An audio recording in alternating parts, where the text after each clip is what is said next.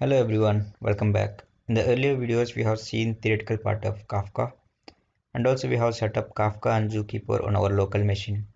Now let's go ahead and do some practice. In the first example, we are going to create a topic, list the topics, produce a message and consume a message.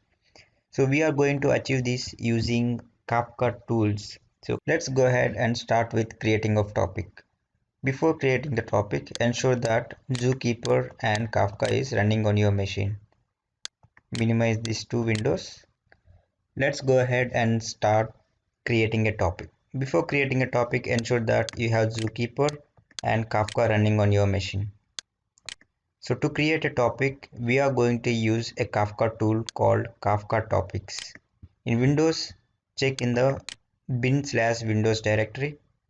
For Linux, check under bin directory. You will be seeing .sh file. You will see Kafka topics.sh. Okay. So to create a topic, we need to provide Zookeeper connection details and then replication factor. As we are having only one node, I want only one copy, and choose any number of partitions. I'm choosing 2 partitions, and then provide the topic name. I'm just copying the command and open a command prompt, enter. So it says create a topic, chart topic. Okay. After creating a topic, let's see what are all the topics that are available in the Kafka. So to list, we are going to use an attribute --list.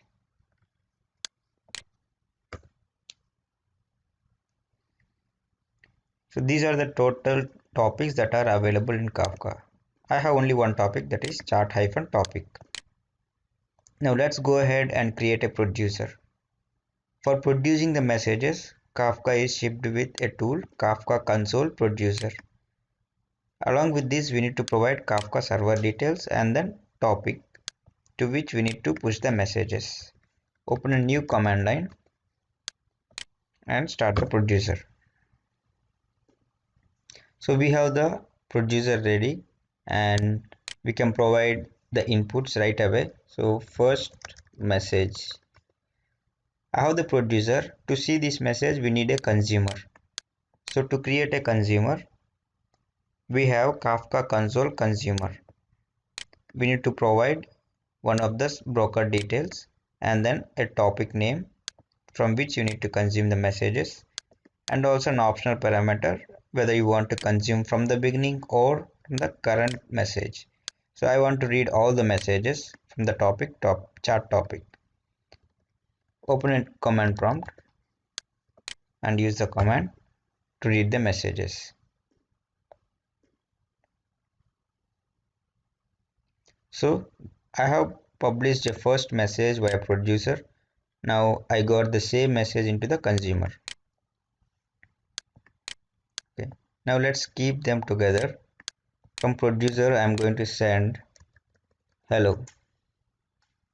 So it's the latency is very low. It's almost real time. This is a sample message. You see, as soon as you send the message from producer, the consumer is receiving it.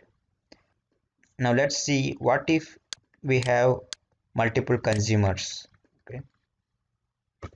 So now I have one producer and 2 consumers. Let's see.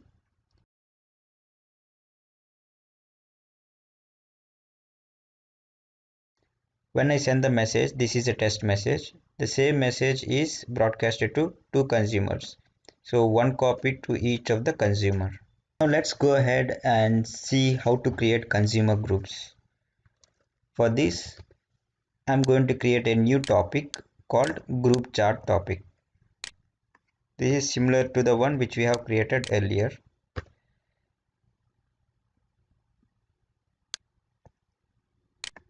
So a topic has been successfully created.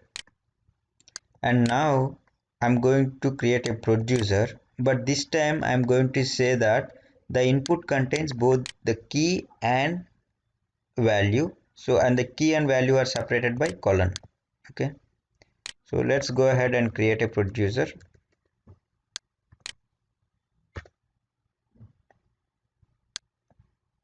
Okay, now the producer is ready. We can give the inputs right away.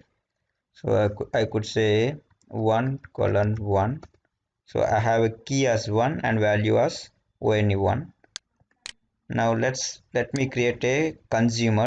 Even in the consumer we are going to say that we need to print the key by parsing the message. So in the message we have a colon which acts as a separator between key and value. Let me create the consumer. So here we are reading from the topic group chart topic, and I'm saying this consumer belongs to a group called topics-group1. Okay, now this is ready to read the messages. You see, you didn't get the first message 1 colon 1 because I didn't have the optional parameter from the beginning. Okay, that is the reason we are not getting the first message which we have already sent. It started listening from the current message. Now let me send the second message to. See, as soon as I send the message, we got it in the consumer. Now let me add one more consumer to the same group. Okay, let me copy the same command, open a new command line. Both consumers in the group cannot get the same message. This consumer starts reading messages from partition 1 and the second one starts reading messages from partition 2, and these are mutually exclusive. Let's check that. Suppose I am sending message 3. Okay, so this message will be sent to any one of the consumer in the consumer group but not both. Okay, we have the key 3 and we got to the consumer 2. I have sent message 4. See, it still goes to the second consumer. So we need to identify a key which will be sent to the first consumer. Okay, I'm going to send some random big number, and this was sent to consumer 1. So earlier we have discussed that if key is same, the message will be sent to the same partition. If the message is sent to the same partition, the partition will be read by the same consumer. Okay, now let's cross check. Okay, 2 is sent to consumer 1. Now let me try to send 2. When I send 2, so it is read by the same consumer, which means this message has been written to the same partition. Let's check 4. So if you see, the same message is being sent to only the same partition. Okay, as long as the key is same, it will be, the message will be sent to the same partition. Now I can check a random number.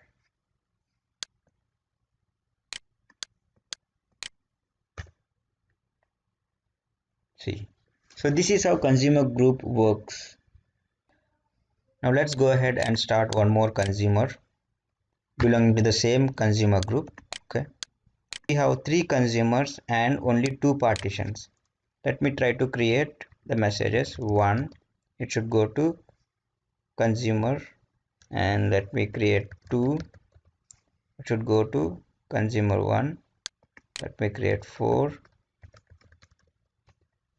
it should go to consumer 2. Even if I think some random number,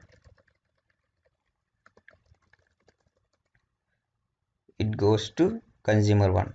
So we always get the messages to only 2 consumers because this topic has only 2 partitions.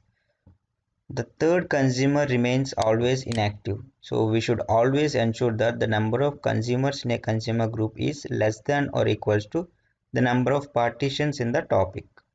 You can find all the details and presentation doc in learnmodon.com. I have provided the link under the description. Please visit the website and subscribe to this channel. Thank you very much.